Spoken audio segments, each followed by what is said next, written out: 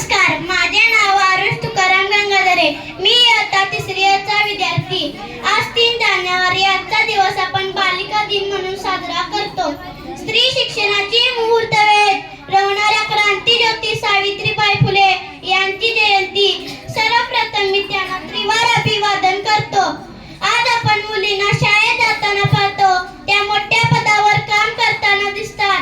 पण हे चित्र 18व्या शतकात असे नव्हते. त्या काळी मुलींना शिक्षणाची बंदी होती. अशा अंधकारमय काळात सावित्रीबाईंनी ज्ञानाचा दिवा लावला. लोकांनी त्यांच्यावर शेणफेक केली, दगड मारले, पण त्या डगमगल्या नाहीत.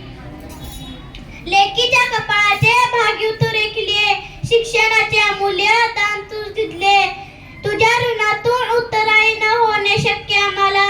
कोटी कोटी प्रणाम सावित्री तुझ्या या जन्माला.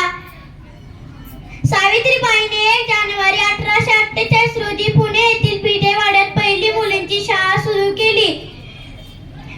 आज त्या सावित्रीच्या लेकी अंतराळात झेप घेत आहेत, देशाचे रक्षण करीत आहेत आणि प्रत्येक क्षेत्रात पुरुषांच्या खांद्याला खांदा लावून काम करीत आहेत.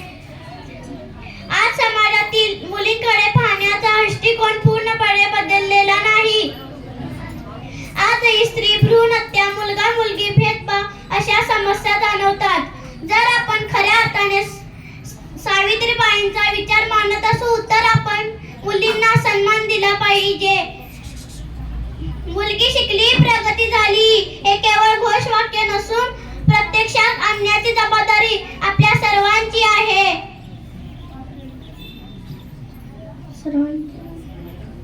एवढे बोलून मी माझे भाषण संपवते. जय हिंद, जय भारत.